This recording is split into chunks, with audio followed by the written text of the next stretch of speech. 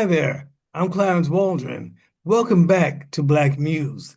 Tonight's guest is best-selling author Art T. Burton. He wrote the classic best-selling book Black Gun, Silver Star, The Life and Legend of Frontier Marshal Bass Reeves. Oh, it's a must read for anyone interested in the Wild West era.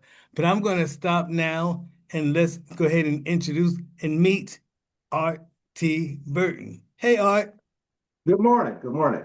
how are you? I'm doing great. How you doing? Good, good, good, Good. good. Let's start right at the top. What inspired your interest in the Wild West like this? I mean, you had to be fascinated even as a little kid. Talk I about that. was. Yeah, I was. I used to watch many movies and television programs in the 50s when I grew up, and also including the 60s. And me and my buddies, we used to play cowboys and Indians on a regular basis as little kids. But the bigger picture for me was the fact my mother was from Oklahoma. And I would go to Oklahoma during the summertime from Chicago. And they lived in a small town called Arcadia, Oklahoma, which was about 25 miles northwest of Oklahoma City. And it was a small town, looked like a Western town, and it was predominantly Black. And I had many cousins and uncles and such that were part of the Black rodeo circuit that was happening at that time in the 50s and 60s. And people would ride their horses around this village on a regular basis. It just looked like a Wild West town.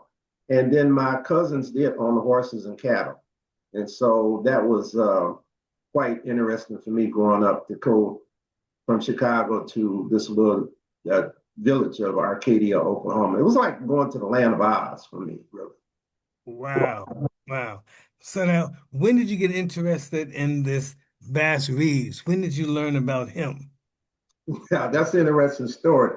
Actually, I watched I was at my grandparents' home in Arcadia, Oklahoma, and there was a movie on, My Darling Clementine, which is about Wyatt Earp in Tombstone. And the movie went off, and I asked my grandfather if he had ever seen any Black deputies marshals on the frontier, because my grandparents came back covered wagon to Oklahoma in around 1890. And my grandmother told me she was 5 years old. So my grandfather told me he had remember seeing Black deputies marshals come through Arcadia. He didn't know who they were, but he had remember seeing them. I was kind of impressed with that because I had never heard of Black, you know, lawmen from that era. And then I asked, was any of them like Wyatt Earp? And my grandfather thought for a minute, and he asked my grandmother, whose name was Ida. He said, Ida, who was that man, that lawman over in Muskogee? And they thought for a second, and they said, oh, Bass Reeves. And so that was the first time I really heard that name. That particular story was in the back of my, I didn't really come back and remember that until after I finished my first book. But in getting involved with the Bass Reeves story, there was a picture book called The Black West, which had a picture of Bass Reeves. Said he was a legendary sheriff. Well, he wasn't a sheriff in the book. That's what it stated. And then around 1985, I was in Oklahoma for a family reunion, and my cousin roommate in college was from Muskogee, and he stated he was from Reeves Addition in Muskogee, Oklahoma, and it was named for Bass Reeves. And I thought that was pretty interesting because at that time I'd been writing an article called Blue Note on blues and jazz for the South Suburban Standard newspaper here. And I said, well, if I get information on Bass Reeves, I'll write an article about it. Hmm. And the story was that I asked my cousins to find all the older Black people they could find around Oklahoma City who knew anything about Bass Reeves. And then I contacted Northeastern State University, which was the largest state university, public university near Muskogee. And I told them I was trying to get information on Reeves Addition.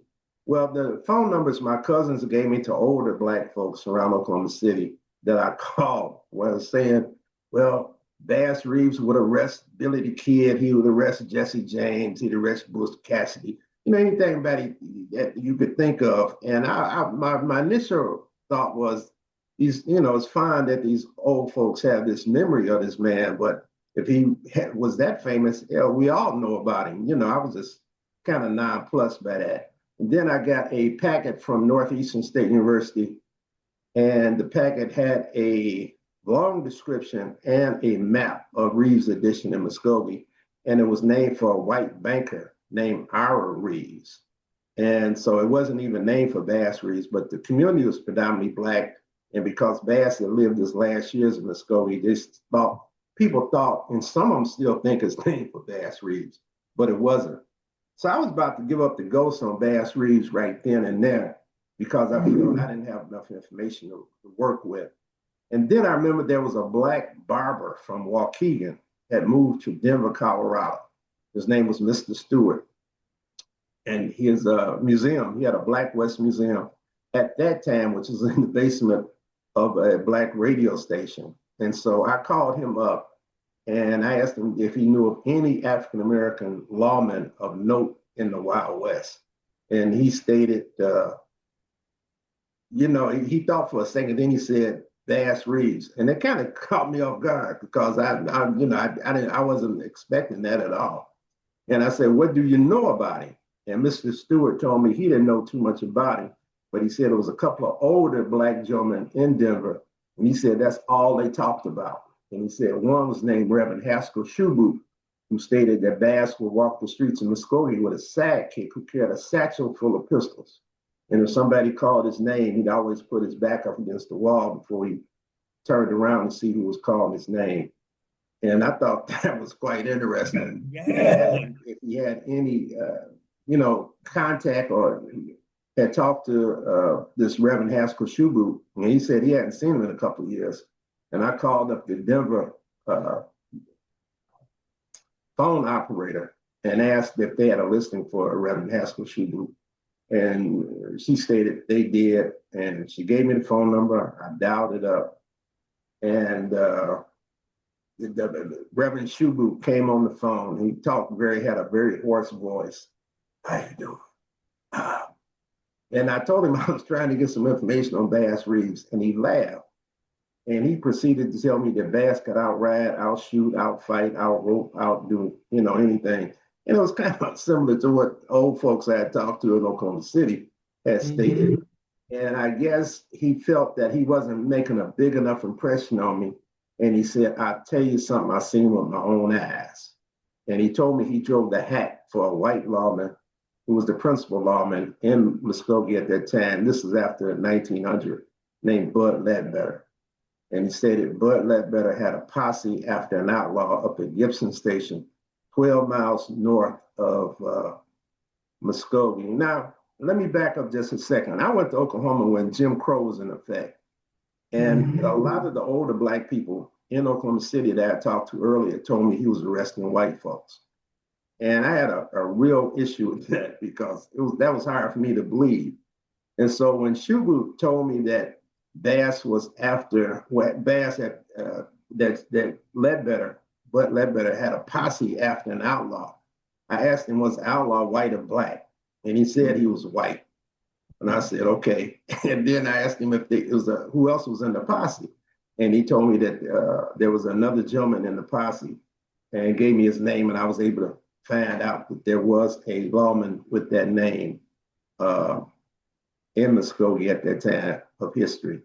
So anyway, Bud Ledbetter, who was after this outlaw, they were shooting at him in the posse, and he told me the posse was fairly large. And I guess the man had done something where they wanted to kill him. And by the middle of the day, he said that Ledbetter got irate because they had shot up a lot of his inventory and hadn't made any progress at subduing this outlaw. And he said Shoeboot told somebody to go back to Muskogee and get Bass Reeves. And he stated that Bass came on the scene late in the day. The sun was starting to go down. And the posse had quit shooting at this gentleman. And so he said the outlaw jumped up, and I watched so many Hollywood movies and TV shows, when he said the outlaw jumped up, I thought he was going to say the outlaw jumped up and got on his horse, make a run for it. And he said that the outlaw jumped up and started running across this field. And he said the posse started shooting at him as he was running across this field. And he said that they were missing. And Bud Ledbetter hollered at the top of his voice, "Get him, Bass." And he said, Bass Reeves said coolly and calmly, "I will break his neck." And he said Bass took his Winchester rifle and broke this man's neck at a quarter of a mile with one shot. And when he told me that story, I just said, this is the biggest lie I've ever heard in my life. I mean, that was a quarter of a mile is 2 city blocks. To call a shot at that distance and make it is like, Michael Jordan type of stuff in basketball. But I thank you for the story. I was pretty mad because I figured it was one of the biggest lies I've heard in my life. and so I used to work at Loyola University downtown Chicago, and I would get off the train and walk a mile to work. And so by the middle of the following week, I thought about it hard and long, and Shubu told me he was 98 years old. And I thought to myself, if it's a lie, it's not going to get him anywhere because this man is about gone now, 98 years old. And I said, this might be true. And that started gnawing at me. And it was at that point that I became possessed, actually possessed, at finding anything and everything I could about Bass Reeves. And it turned out to be the most fascinating story I've ever researched and was able to write about. And I'm sure he's the greatest American frontier hero in United States history. Absolutely. Now, when you were writing it, did you even imagine that it would become such a classic book that it would lead to some of the things that it's led to? And it has opened the door to a whole generation of new folks like me. Yeah. Right, right. My hope was that people would get to know about him. I didn't know how big it was going to get, but I felt that here was another African American that needed to be known, needed to be put in the reservoir of Blacks who had made great accomplishments. And Bass's story is totally unique, being that he was a former slave and what he was able to do. It's just a great story. And when I was doing the research, because I made many trips to Texas and Oklahoma and Arkansas, but when I was in the archives, I was coming across stuff and I was just shaking my head saying that people was not going to believe this. It sounded like a comic book type of stuff, but what this man did was real. And it was very interesting. What blew me away, I did my last 2 years of high school in Oklahoma. So I had to go back and look at the whole history of the state of Oklahoma when it was the Indian Territory and then Oklahoma Territory. And Jim Crow was not nowhere around when it was the Indian Territory until it got up near, well, it never came in legally until after Oklahoma statehood. And so here you had Black men who were federal lawmen who had the ability to arrest anyone, white, Black, and Indian, who broke federal law. And that was very unique. And then on top of that, the 5 civilized tribes, the Cherokee, Choctaw, Chickasaw, Creek, and Seminole, who were forced to go to Oklahoma by Andrew Jackson's Indian Removal Act, had African slaves. I had never heard of this before, that the Indians held Africans in bondage. And so that was brand new to me. And then also on top of that, I found out that Oklahoma was very involved in the Civil War, which I had never heard no people talk about that. But the largest percentage of loss of life, property, and livestock during the Civil War was in Oklahoma during that period. And it was like Vietnam, had a lot of guerrilla groups active, had one major battle called the Battle of Honey Springs, where Black troops were very much indicative of the Union winning that battle. And it was one day before the Battle of Battery Wagner, which the movie Glory is made about. But the 1st Kansas Colored Volunteer Infantry Regiment would make a much better movie than the movie Glory was, because here you had these Black troops defeating 2 white Texas regiments at the Battle of Honey Springs. Okay. How long did it take you to write the book? Well, my first book came out in 91, and so that the largest chapter in Black, Red, and Deadly Black and Indian Gunfighters in Indian Territory is on Bass Reeves.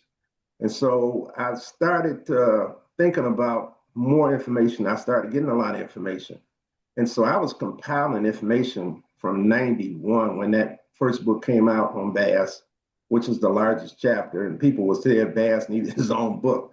So I had to go back and do a deep dive and go to the National Archives in Washington, D.C., to the Southwest branch of the National Archives in Fort Worth, Texas.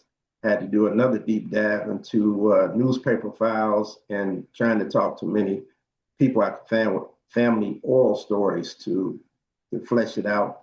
And so it only took about 3 years to write it, but it took probably from 91 to 2006 when the second book came out in terms of compiling information. Yes. Yes, got it, got it. Tell us about the eight-part TV series that Paramount did on Bass Reeves that aired Right, in 2000, 2023, recent, yeah. right. Yeah, that came out, and Taylor Sheridan was the producer of that. I was a little bit disappointed in that the series has very little historical validation in it at all. And most of the things they show and talk about in the series never happen. And the Indian Territory is not portrayed correctly. Even Bass's trial, when he was on trial for murder, is seen as a bench trial when it was a jury trial. David Oyelowo is a great actor, but I didn't think he portrayed Bass very well. Bass was 6'2". David Oyelowo is 5'9". And so it's a big discrepancy there. But he could have still played him, but if they had had more historical veracity in terms of what they were trying to do with it, I think it would have been much better. They only talk about one of the tribes, two of the tribes, I think, in the series. And Bass interfaced with 5 tribes during that period. And then also in the series, they have Bass fighting with the Confederates, which he never did. He was a body servant. And so he followed his master, who was a colonel in the Texas Cavalry, but he never fought for the Confederacy. And he came to the Indian Territory after he ran away from his master, and he fought with the Union Indians. And they didn't show that at all. They have Bass living with a Seminole woman for the years that Civil War is going on in the Indian Territory. So it was very discouraging, and for me, in terms of what they did with the story. Mm. Did they consult with you at all? I mean, you've done the definitive work on him. Did they ask you any questions and all that? Or no? Not really. They did contact me early on, and we couldn't come to an agreement on terms of what we were going to, how we were going to do it. And once they told me that David Oyelowo was going to play Bass Reeves, I felt a little bit that David was not big enough in terms, because Bass was a big guy, that he wouldn't really portray that image that Bass had as being a big guy, and Hmm. be 6'2" in the late 19th century was pretty big. At Yeah, that yeah. time. Yeah. Um, so no, not really. We really didn't have any type of discussions. They used a book, some books that was a trilogy on Bass that were fictional books that a gentleman got inspired by reading my book, and he wrote this trilogy, and he added a lot of falsehoods because it was a fiction book, and but Mm. they portrayed it as historical fact when it really wasn't historical fact. They Wow. even had, they even had a white man in the series called Mr. Sundown, who was killing black people in the Indian Territory. There would have been no white folks at that time in history in the Indian Territory killing black folks, because black folks in Indian Territory used guns on a regular basis and a rapid basis, and many of the outlaws were black. And a white man would have been killed very quick in the Indian Territory. Right, right. Hmm. So now many people are saying that he may have been an inspiration for the fictional character Lone Ranger. Right. Do you subscribe to that? Do you believe that? Yeah, well, I came up with the analogy and put it in my biography on Bass. After I finished my book, Black, Red, and Deadly, I started thinking about the Lone Ranger. And at first, I tried to distance it because the Lone Ranger came out of the East and I couldn't put any connections to it. And then I thought about it for a long time. I thought, well, Bass worked with an Indian. Bass worked in disguise like the Lone Ranger did on a regular basis. Uh, the Lone Ranger's last name was Reed, very close to Reeves. Uh, Bass would give out silver dollars. The Lone Ranger gave out silver bullets. Bass rode a white horse at one time during his career. And I thought it was very interesting similarities. And then uh, what really kind of made the connection for me was the fact that the Lone Ranger came out of Detroit, Michigan in 1933 and became the #1 radio show for a couple of decades in the United States. But what happened was that the radio station was owned by a lawyer, and many of the outlaws that Bass arrested during the 1880s and 1890s were sent to the Detroit House of Corrections. So it's quite easy. These outlaws he captured were talking about this lawman that arrested them, and that would have been shared with their attorneys.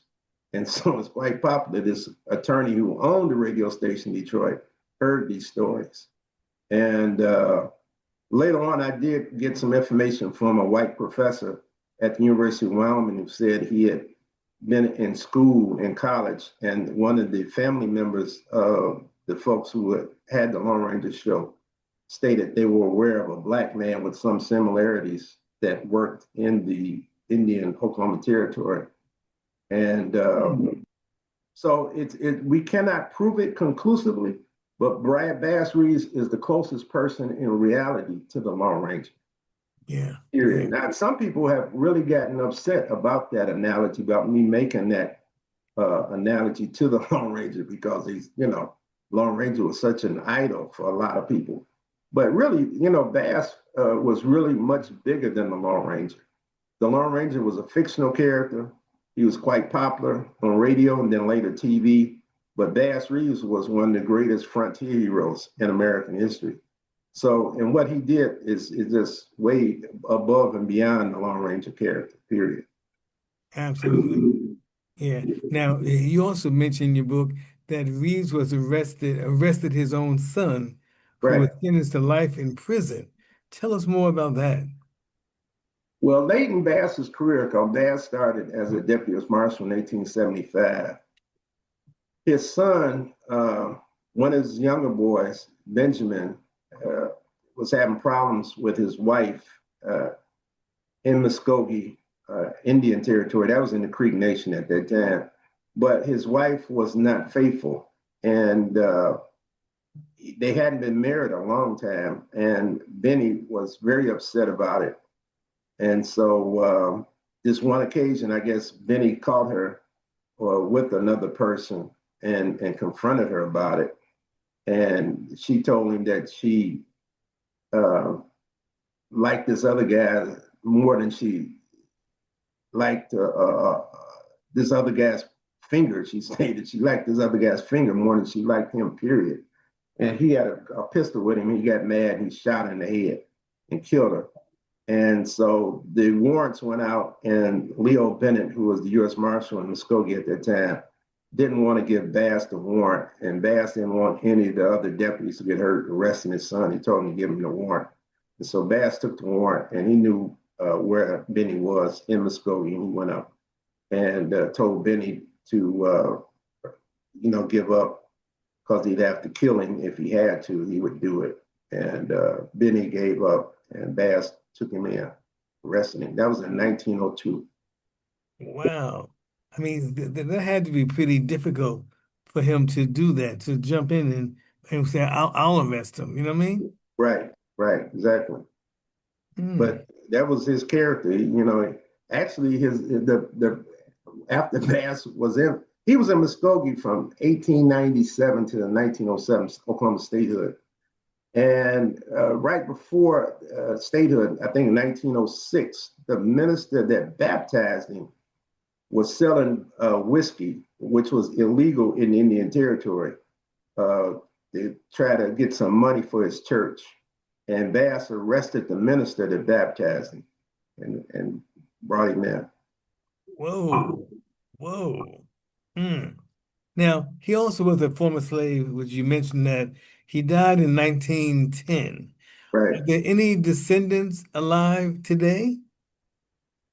There's a lot of people who have claimed descendancy, but we have not been able to prove any direct descendancy of Bass at this point. Most of his kids had, they died. Some of them didn't have children, but there's a lot of people. But the people who have claimed descendancy have proven not to have it.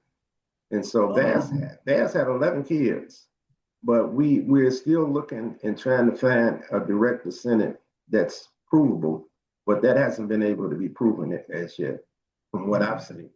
right. Wasn't there a judge, though? Is there a judge somewhere? Yeah, Judge Brady. Judge Brady is a descendant of Bass's sister. He's not a direct descendant, and so he's like a great great nephew. Judge Brady out of Atlanta, Georgia. Okay. Right. Does he appear to be, a good source of information for you, or? He had a little information, but not much. Yeah, not much. It was kind of when I started doing the research, I was kind of nonplussed by the fact that there was not a lot of readily available information on this man. And when I even contacted the Historical Society in Muskogee, Oklahoma, the lady was very nice to me. I contacted by phone and I told her I was trying to get information on Deputy Marshal Bass Reeves, who died in Muskogee. And she said she wasn't familiar. And then when I told her he was an African American, she told me she was sorry they did not keep Black people's history here. That's Wow. what she said.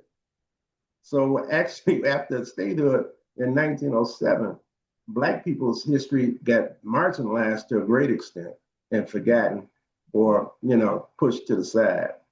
And so a lot of that history has not been researched.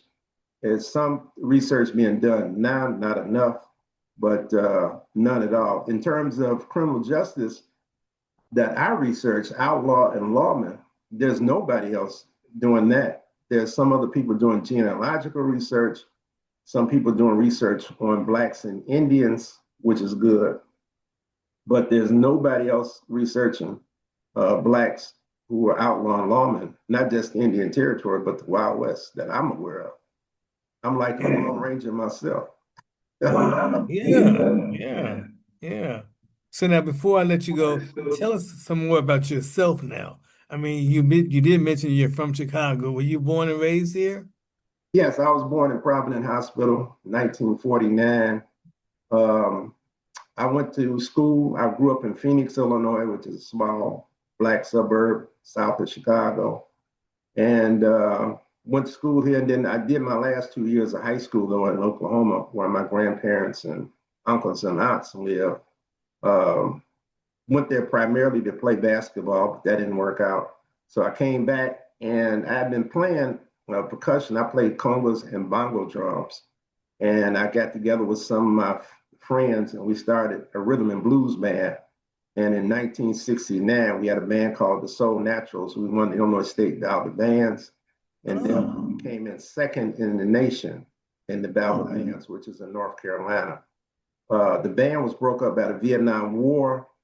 After that, I got more interested in jazz, and I joined the Association for the Advancement of Creative Musicians, known as the AACM in Chicago.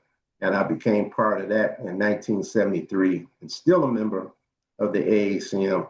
On the other side of the coin, I did get a degree in African American Studies from Governor State University in 1977.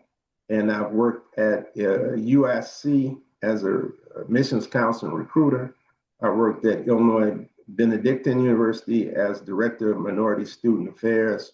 Then I went to Loyola University, where I was Assistant Dean, Director of African American Student Affairs for 11 years. Then I did 7 years at Columbia College Chicago, where I was Director of African American Student Affairs. And then my last 12 years in academia, I taught full-time African American history, African history, U.S. history at South Suburban College in South Holland, Illinois. How would you describe your students? What kind of young men, women were they? Generally, the students I've had been very, very good. Those who have been dedicated. When I was at Loyola University, we had many students that turned out to be lawyers and educators and important members of the community. And at Columbia College, people were more interested in the arts, and some of them were interested in film and theater and dance and music. So it was a different type of student. But most of my students that I've had a chance to follow up on and find out how they're doing, most of them have turned out very, very well. Cool, cool.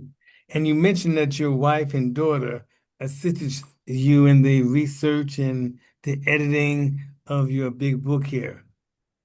Right. Yeah, my wife, I've written 4 books, and my wife has done the editing of all 4 of my books. It's Oh, been a big help. And my daughter, if I had to make trips, sometimes she made trips with me. But outside of that, she wasn't really involved in history. That was not her bailiwick. My daughter teaches microbiology at Cornell University in New York now. whoa. Yeah, so she's doing very well with that. Yeah, yeah. So who inspired your thirst for higher education? Was it your parents? Was it high school teachers or something like that? Well, I tell you, my dad was a Pullman porter, and Hmm. all the porters you would run into, they said, get that education. They was always adamant about getting educated. And then I had an older brother who was 8 years older than me. He went on and got a bachelor's degree from Illinois State University. But the biggest influence on me probably was Malcolm X, who stated that education is the passport to the future. Bam. Hey, okay, okay. Yeah. Now, you've written several other books. Sort of tell us the titles of the books. And I know that everything is available on Amazon. Is that correct? Right, that's correct. Um, my first book is Black, Red, and Deadly, Black and Indian Gunfighters of Indian Territory, which was the first and still the only book that talks about African Americans and Native Americans who were outlaw and lawmen in the Wild West. So that book came out in 91. And then in 1999, I have a book called Black, Buckskin, and Blue, African American Scouts and Soldiers on the Western Frontier. And it deals with African Americans who are mountain men, and then it deals with the military aspect of African Americans during the Civil War west of the Mississippi River. And then it deals with the Buffalo Soldier, as is known today, African Americans, 24th and 25th Infantry Regiment, Yes. and the 9th and 10th Cavalry. Now, that book is very unique, though, because it talks about scouts who scouted for the U.S. military. And you can hardly not find any information anywhere else on Blacks who were scouts. And it does get into the Seminole Negro Indian Scouts, a very unique group that was like the Green Beret of the U.S. military at that time in Texas. And they served from 1870 up till 1914 and was kicked off the military base in Texas in 1914. And they were told that they would be taken care of forever. But I think 3 of them won the Medal of Honor, and they never lost a man in combat. The Seminole Negro Indian Scouts are very, very unique to U.S. military history. So what's your next book? Well, I didn't get through my books. My third book came out Oh, was Black Gun Silver Star, The Life and Legend of Frontier Marshal Bass Reeves. And then I had a book came out, Cherokee Bill, who was the most famous Black outlaw in the Indian Territory. It's titled Cherokee Bill, Black Cowboy Indian Outlaw, because he actually worked as a cowboy. Um, It's really Hollywood has gained the impression that everybody in the West was called cowboys, and they called anybody in the West cowboys. But not all outlaw and lawmen were ever cowboys, and the cowboy being a person that worked the cattle trade or a herd of cattle. But Hollywood gives the impression that everybody on a horse was a cowboy, and that's not true.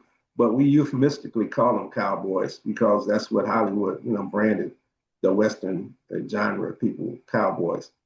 So that book came out, and then I have a fifth book that I didn't author myself. It's with a photographer, and that book is called Long Ride Home, and it's a tabletop picture book, and I wrote the um, words for the book in terms of the history of blacks in rodeo uh, from the old days up to now, and the legacy of the blacks who worked the cattle trails in the Wild West. It's a great book, The Long Ride Home. Long ride home. Okay. Okay. I write a So, lot of articles too. I'm a corresponding uh, writer for the True West magazine, which comes out of Arizona, and I've written a lot of articles for that magazine. And there was another magazine called Wild West I wrote for, but it went out of business during COVID. But True West, if you ever get a chance to pick it up, I do write quite a few articles for that magazine.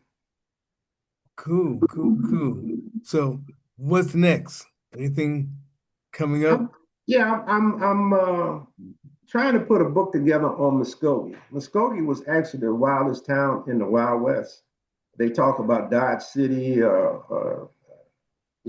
Tombstone, Deadwood, El Paso, but Muskogee was the wildest town in the wild. It stayed wild for about 40 or 50 years.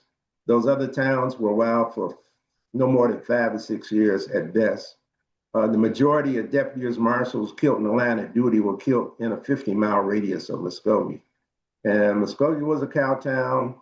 It's a predominantly black town in terms of people who lived in Muskogee during the frontier era.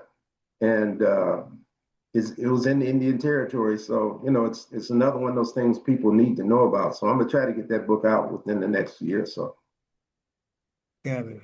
And you received several honors along the way. You're very modest. You don't mention them. But I know one that caught my eye was Who's Who in Black Chicago. And there's others, but how did that come about? Um, they contacted me on that and said that I had been nominated to be a member of Who's Who in Chicago. And so I was quite honored by that. And it was nice. It was a nice event we went to.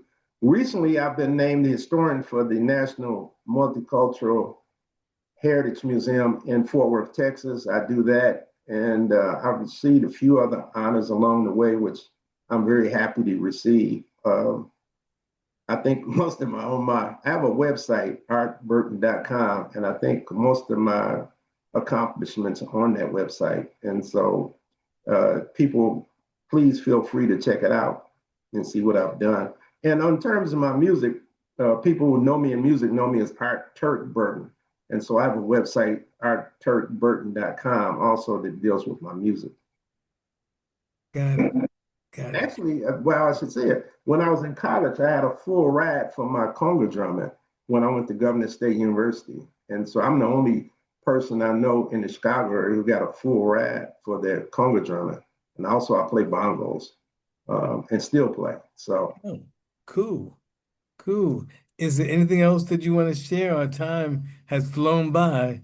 Anything else on your mind? Anything well, else? I just hope that young people get involved in our history. A lot of African American history has been marginalized, kicked to the curb, and it needs to be researched. Other people write about us, which is nice, and I'm glad they find it fascinating. But I think African Americans need to document their own history and get out that information as much as possible. And so I hope the young people get involved. And it's a lot of everything that's happened in U.S. history. Black people were somewhere nearby or directly involved in the event. So I hope people find that out. Cool. All right. Well, before I let you go, I got to do a quick little commercial here for a minute. I want to Okay. give a shout out to Howard Sandifer and his wife, Darlene Sandifer. They are the founders of the Chicago West Community Music Center. And this whole video podcast was their idea. They said, let's have lively conversation with newsmakers like Art Burton. So here we are today. So thank you to them. I also got to say the same thing that I say every week to our viewers. Please click like and subscribe.